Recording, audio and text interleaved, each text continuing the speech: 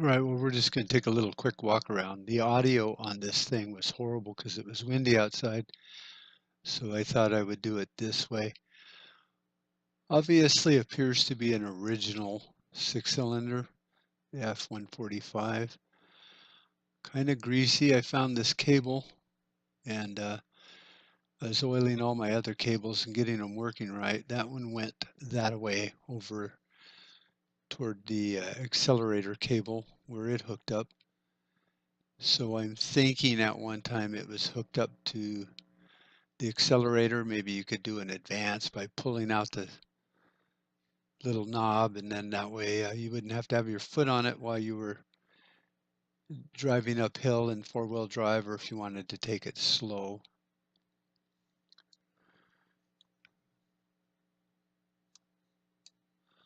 This thing over here appears to be connected to the well, not the differential, the transfer case. When I move the linkage around and stuff, seems to have a vacuum line that runs to it, and I'm not sure, but it goes in and out of high and low four-wheel drive, even with it out not running. So maybe that was just a breather or something. I haven't got all the information on that yet, but I do have a friend of mine that owns a Toyota dealership, and he's restored a few of these, and he said he actually has some microfiche of all of the schematics and everything on how these hooked up, which would be awesome because then maybe I could convert them to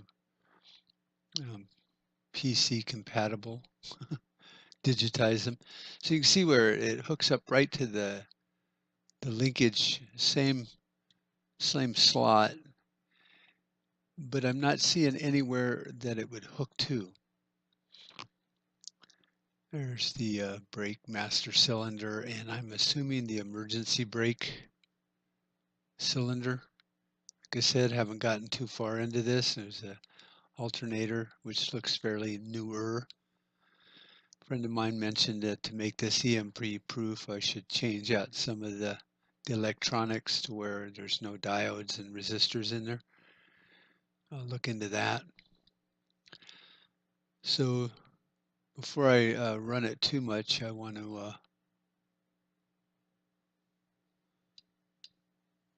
drain the oil and such, and the gas, because it's got original gas in it from its 7-year parking in Nevada, and then it was put on a trailer and brought out to Arizona.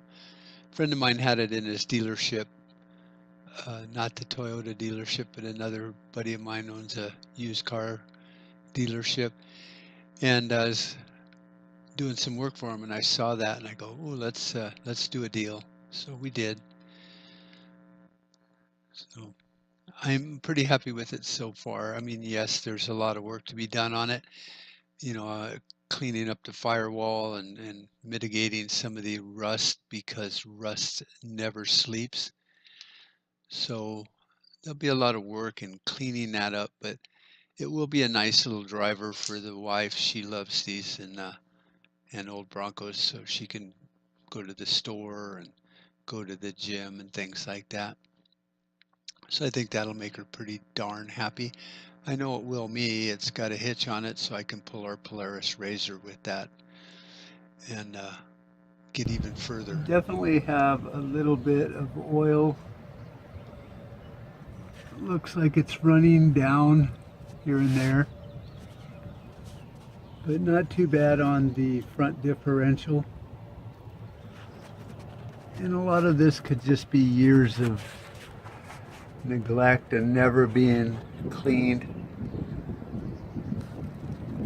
So it's hard to tell right now. The rear differential looks to be in pretty good shape as far as no oil or anything leaking out of there. Unless it all leaked out already. So that's about the only thing that really kind of worries me, is how oily that is. Come back in here, you can see some stuff now. I had this where I wanted it. I would definitely get you some better pictures. Steering unit is disgusting.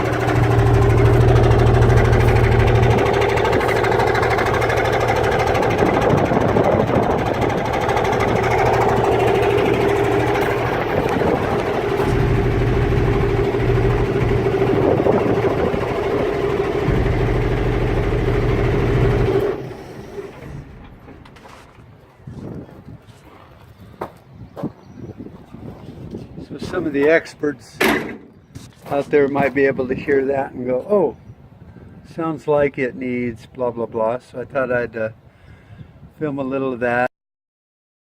Okay, so I'm going to have to switch back to voiceover mode because the other camera I was using, my stupid ass cell phone, just has about 2 minutes of video recording anymore. Thank you, Verizon phones, and all your bloatware on this fucking thing. So I switched over to my camcorder. Doesn't have as wide a view on it, which I'm not sure if I like, but I could get a new lens for that. So like I was saying, I gotta drain the gas, drain the oil, do a few things like that before I let it run and take it for a spin around the block, checking out other things. Looks like we got Warren locking hubs on there, which are the shit, or at least they used to be back when I was heavy into four-wheel driving in the 70s and 80s. And so this one seems to um, turn real well if I'd go the right direction and I wasn't using my mental patient for a left hand.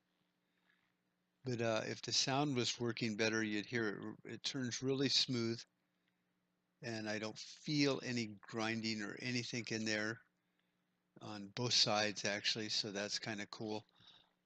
One more plus, you know, this is going to be a drive it and fix it as we go.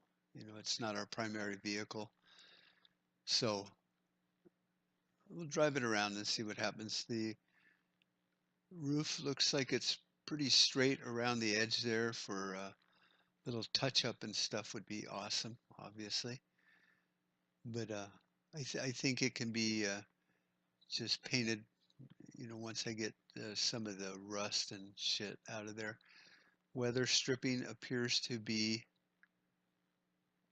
original by the looks of it. Um, Unfortunately, you couldn't even hear that cracking. The sound quality was so bad with the wind blowing and everything. But it's just crunchy. Not a big deal.